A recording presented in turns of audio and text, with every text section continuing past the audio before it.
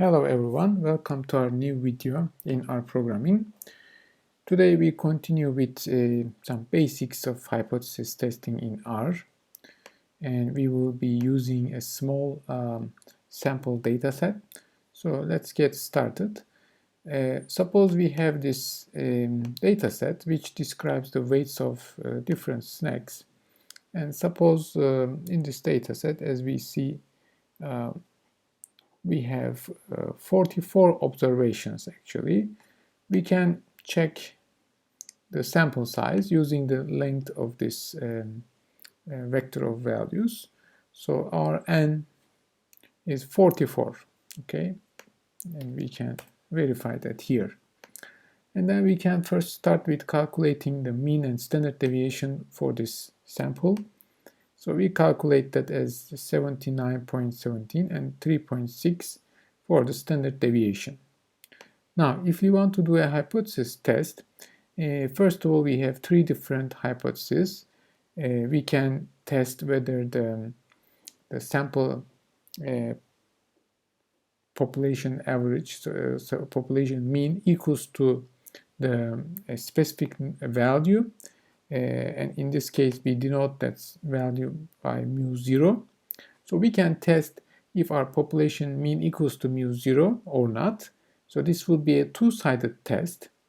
Or we can test whether the population mean is greater than this mu0, or we can test whether it is smaller than mu0. So we have these three cases. But in any case, we need to calculate our t-statistic. So the t-statistic is given by the sample average x bar minus the value that we want to test in our hypothesis, mu0, and we divide it by the standard deviation divided by the square root of the sample size. So the denominator here is the so-called standard error for the estimator sample average. So standard error can be easily calculated as well because we have the standard deviation. We divide by the square root of n, and this one is obtained, as we see 0.54.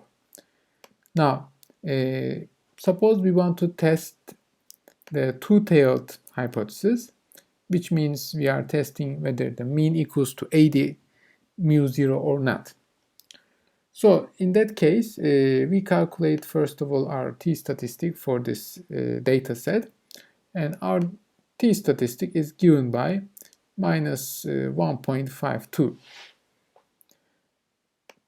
So for this t-statistic, we can calculate our p-value to make a conclusion about the null hypothesis. So if we are using the two-sided hypothesis test, then we are going to take the probability that our t-random variable is less than this t-statistic versus 1 minus the same probability. So by taking the minimum of these probabilities, then we will multiply by 2 to adjust because we have two tails.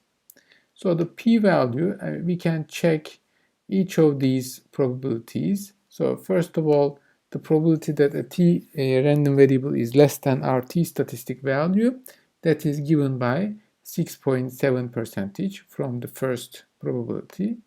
And then we can check what's the probability that a t-random variable is greater than the t-statistic that we calculate, and that is given as 0.93. Okay, and by after taking the minimum of these two numbers, we multiply by 2. So this is our p-value for the two-sided test. So based on this p-value, we fail to reject, because if the p-value is too small, that means the deviation is for the t-statistic is too far away from the center. So it is more likely that we reject null hypothesis. But for this example, the p-value is 0.13. So that means we fail to reject, because if p-value is smaller than, for example, 5%, then we can say we reject at the 5%. But since it is greater than 5%, we fail to reject. And similarly for 10% significance level, if the p-value is smaller than 10%, then we can reject the null hypothesis. But again, in this case, it is greater than 10% as well, so we fail to reject the null hypothesis at the 5 and 10% significance levels. So now the other two cases, suppose if your null hypothesis is stating that the population mean is greater than mu0, then your p-value is going to be equal to this quantity, the probability that a t-random variable is less than the t-statistic that we calculated, and that is 0.067 as the p-value for the one-sided test. And again, for the 5% level, we fail to reject. But at the 10% level, we reject this hypothesis if the significance level is set as 10%. And finally, the last alternative is if the null hypothesis is testing the population mean is less than mu0, then remember the t-statistic we calculated is already minus, and actually you can check the average that we calculate right here for our sample is already smaller than 80. So this is the more likely scenario because mu less than mu0 and our sample average is indeed less than 80. So the p-value is actually quite large. That means we fail to reject the null hypothesis. Okay, we fail to reject. In other words, we tend to accept this null hypothesis that the sample that the population average is smaller than this 80, the mu0. Okay, so this is one way when we do the hypothesis testing. Alternatively, one can use the confidence intervals to decide about the null hypothesis, and we can get the confidence intervals. We will decide a confidence level first. Once we decide this confidence level, we will use the quantile function to get a corresponding value on the x-axis of the given distribution, which is the t-distribution in this case. So you can add to your stock mean, I mean the sample average that you calculate, you add and subtract. So first we subtract and we add the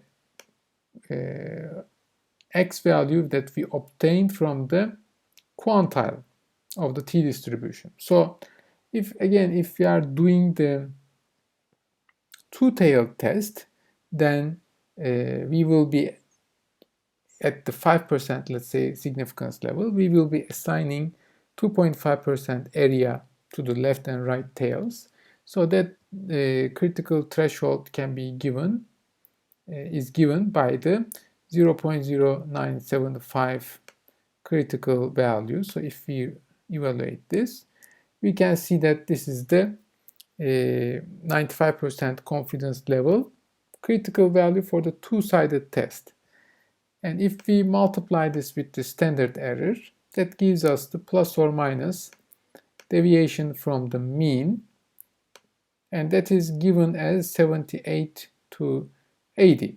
Okay, so now once we identify that mu0, the value mu0, which is 80, is included in this interval, that means we fail to reject the null hypothesis. Okay, if mu0 is in this interval, again we fail to reject the null hypothesis.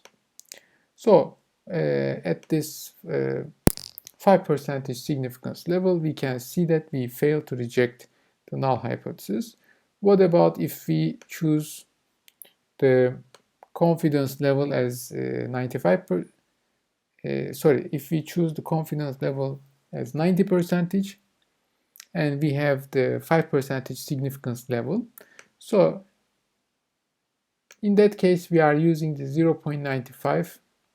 So our significance level is 10%. So each tail, we have 5% area.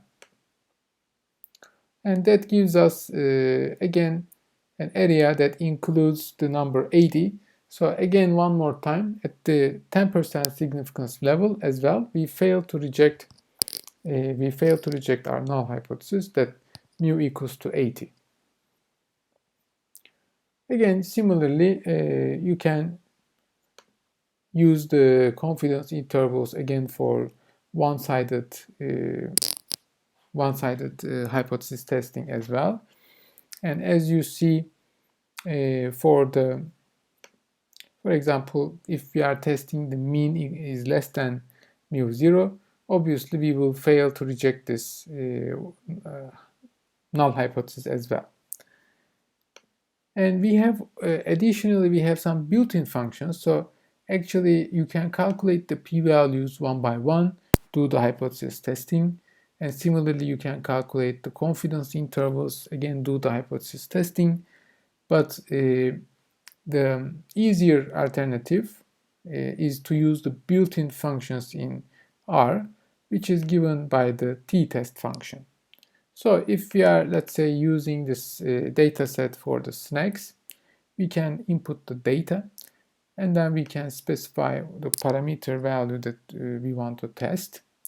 And we can also explain whether we want to have the two-sided test or we want to have the alternative as the less. So here less means mean is our population mean is less than mu 0. Okay, so this is mu 0, which is 80. So we can test this. We can test this hypothesis. So if the alternative is mean is less than 80, so the null is actually the opposite. Mean is greater than or equal to 80. Okay, so that's the let's say H0. That's our null hypothesis. So for this null hypothesis, the t-test function gives us the t-statistic. For example, it is given here. The p-value is given here.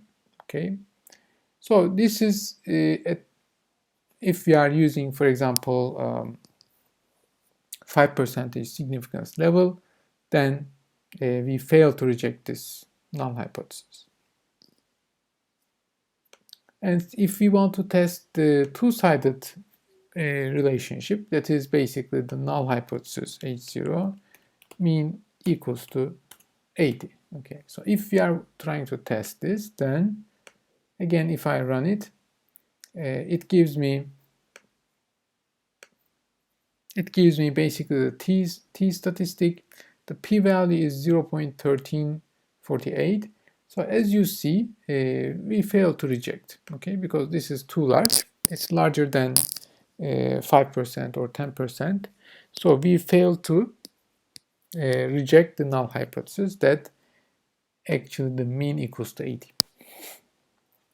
And finally, again, if you want to obtain a confidence interval from your built-in function, then you can access that. It is already actually produced. This is already produced from this function. So we can access using the $sign confidence interval. So we can see the confidence interval is given for the specific confidence level here. Okay, so by looking to this confidence level, yes, 80 is included. So we fail to reject the mean equals to 80. Okay, based on the confidence interval as well, similar to what we have for the from the p-value. And finally, let's talk briefly about the two-sample testing, and we will finish this video. Again, suppose this time instead of a single sample, we have two different samples collected from the population, and our goal is this time to check and to test actually whether the two population means are equal to each other. And alternatively, we can also check whether mu1 is greater than mu2 or mu1 is less than mu2. So these are also other one-sided alternatives we can use. So how can we handle this hypothesis test this time? Again, we calculate the mean and standard deviation. We can calculate this easily. So let me just run this together. So we calculated the mean and standard deviation for the second sample. So now our t-statistic is slightly different this time, because now we are looking to the difference of two population parameters. So we have the sample average for the second sample and for the first sample, and our goal is to check whether this difference equals to 0 or not. So we will calculate this quantity, and remember this mu0 is right now 0. So we are just taking the difference between sample averages. So this is given, that's the difference. And then we use again our quantile function for the t-distribution. And notice that this time the degrees of freedom is given by n1 plus n2 minus 2. So we write 44, 2 times 44 is 88, minus 2, we have 86 degrees of freedom for our t-distribution. So this critical value is calculated for a given significance level. And notice that we also have a slightly different term here, because this time we don't have one sample, we have two samples, and we take the square root of the basically this is like the weighted average of our sample variances from these two different groups, and this is calculated here. And if we evaluate this term, we get the confidence interval here given by minus 1.78 to 1.1977. So based on this now confidence interval, again we will be able to check that 0, which is the mu0 here, because I am checking if the means of these different samples are the same. So mu0 equals to 0. That means if 0 is included in the confidence interval, we fail to reject the null hypothesis. In other words, we accept that the two samples have the same population mean. Okay, so that gives us a methodology using the confidence intervals to conduct a hypothesis testing to check whether the two samples have the same mean or not. So this would be quite useful in many applications. And again, you can extend such examples and try to check the equality of the population means whenever you have two different samples. Another small exercise can be like this one, and again you can apply the calculate the t-statistic and then construct the confidence interval. So that's all for this video, and thank you for watching.